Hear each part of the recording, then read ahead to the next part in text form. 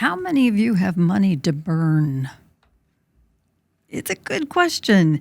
How many of you are making so much money in your business that, hey, if we do something wrong and we'll just pay the fines and it won't matter? Yeah, that's kind of what I thought. I know. Where am I going with this? Well, guess what?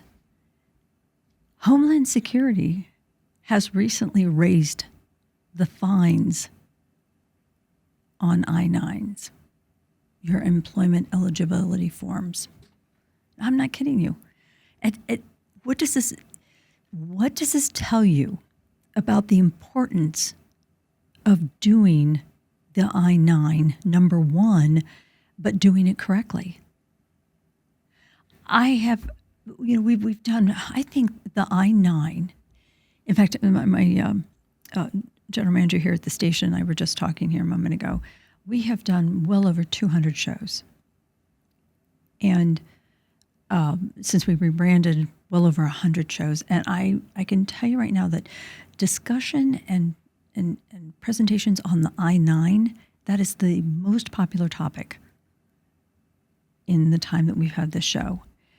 And yet, I'm still running across individuals who just aren't taking this seriously. So I really want to emphasize why it is so important to be doing these forms correctly. Now, remember, I-9s are overseen by Homeland Security, not the Department of Labor. Two different government groups, government agencies. They do not overlap. They may have a memorandum of understanding, but they are siloed. Homeland Security oversees the employment eligibility of individuals working here in the country. So when you hire someone, you have the responsibility, and this is for W-2 employees only, not your 1099s, but you have the responsibility of getting this form completed. You also have the responsibility of doing it correctly. So if we don't do it correctly, or if we're not taking this serious, this agency has the right to come in and actually fine you, just like everybody else. And on June 28th of 2024, this year, the violation for mistakes on an I-9 just went up to $281 to cap at $2,789 per form. Now think about that. It's not hard math. You per form can be fined anywhere from $281 to $2,789 for mistakes.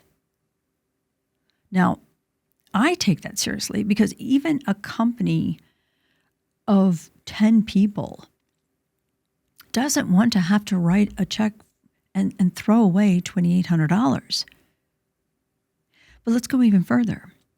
If you're knowingly employing unauthorized aliens, individuals who are not legally here and do not possess legal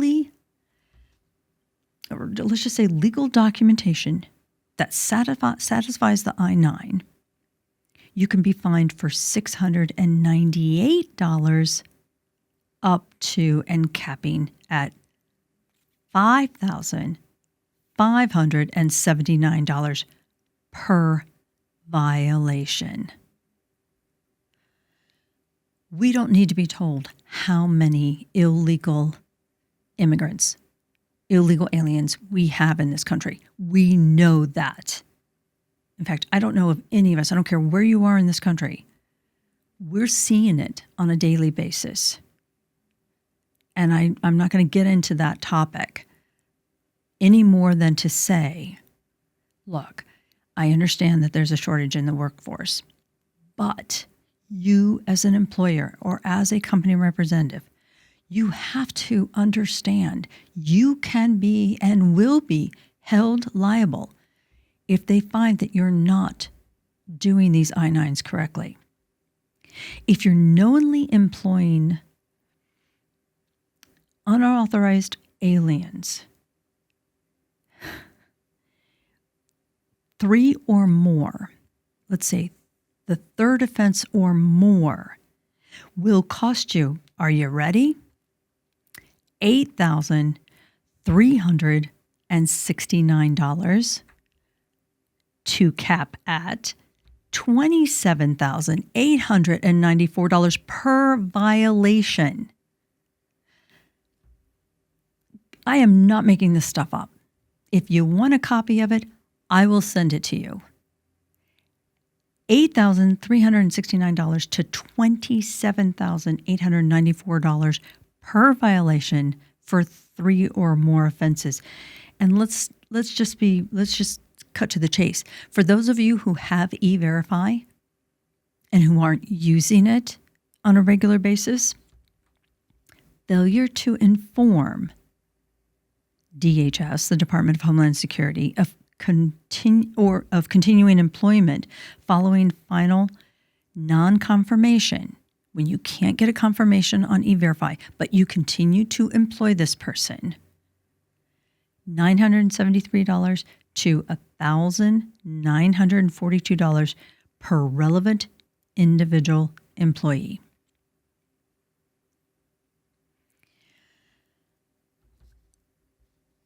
I don't know.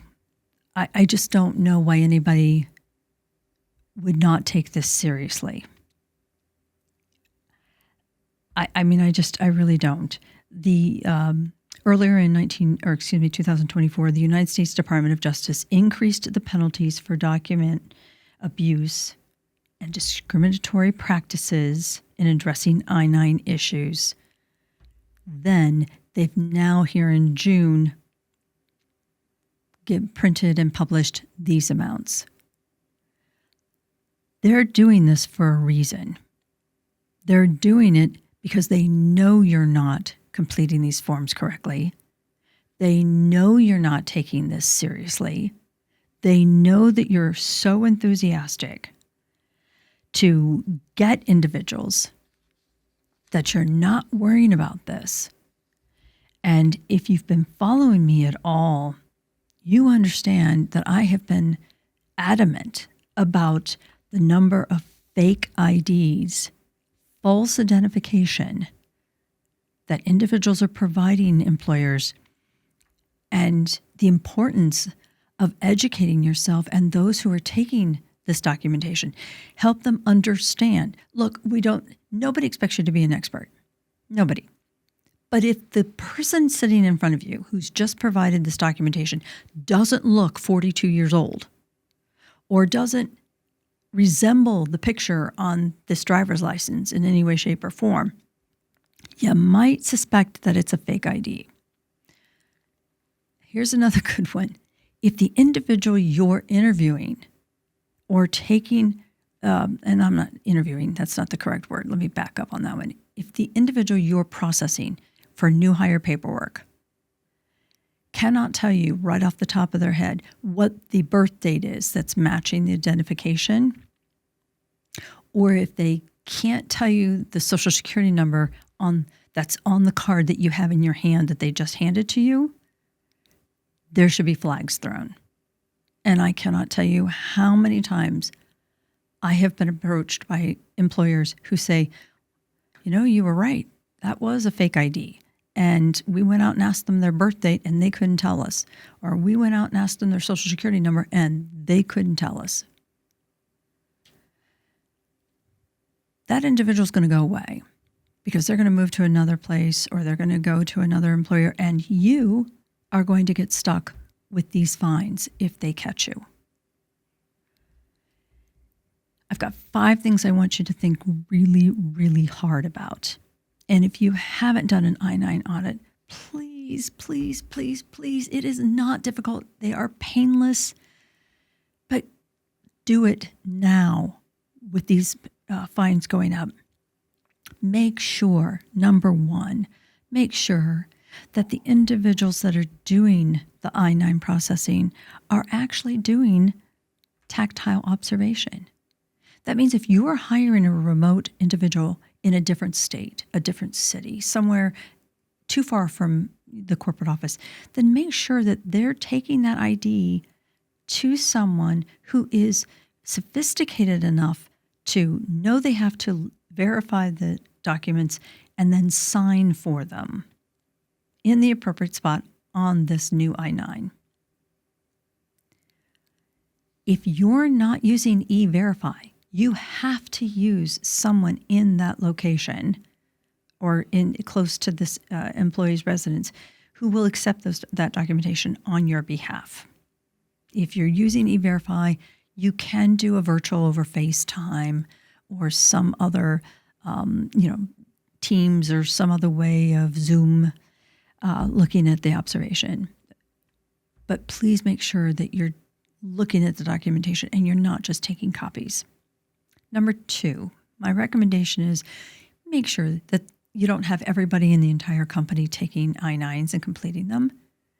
Centralize it. Have the individuals who are going to take this responsibility be trained for the responsibility.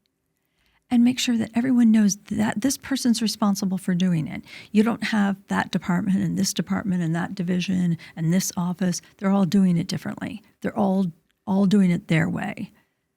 Have one central person be overseeing it so that you know that the rules and the guidance is going to be followed closely. Number 3, I'm going to go back to my reviewing the docs.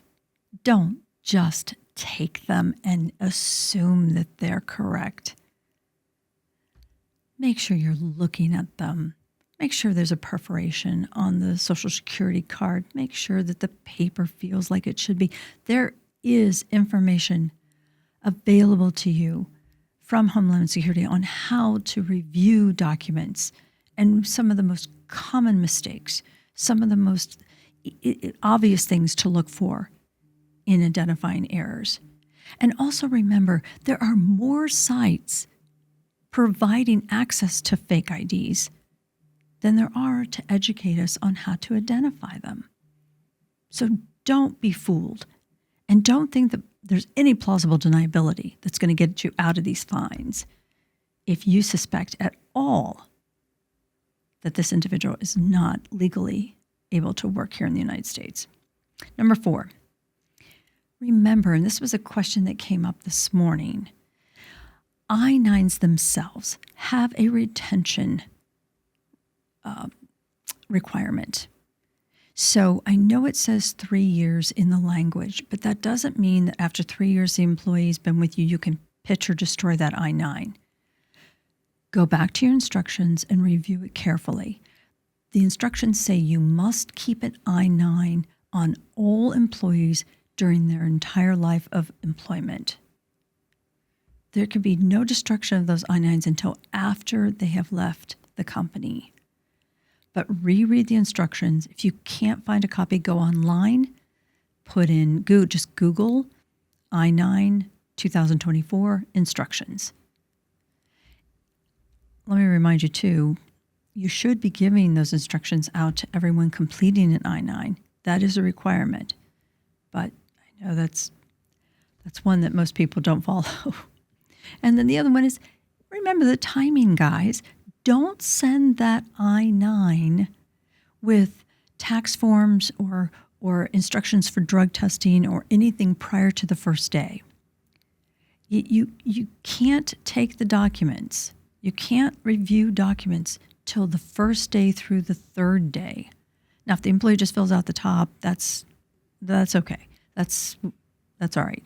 It's when they start filling in their own documents or they send you copies of the documents prior to their first day, that throws you into violation. I still, in my audits, I'll run across one that's been dated prior to the employment, or the individual who accepted the documents has dated it prior to the first day of employment. And that's not how it's done. You are in violation. So take my advice. If you haven't had your I-9s reviewed, if you haven't talked to someone about, hey, could you just put a second pair of eyes on this? Could you just tell me if I'm in compliance? Call me at the Human Resource USA. I will walk you through this. But your labor law attorney is a great source, especially if they're an immigration attorney. They will help you with those employment authorization and green card individuals that might have expiration dates as well. But the important thing is, understand, it's up to you. You get to decide, do you get to keep that money or do you have to write the government a check? Thanks for listening to the Human Resource.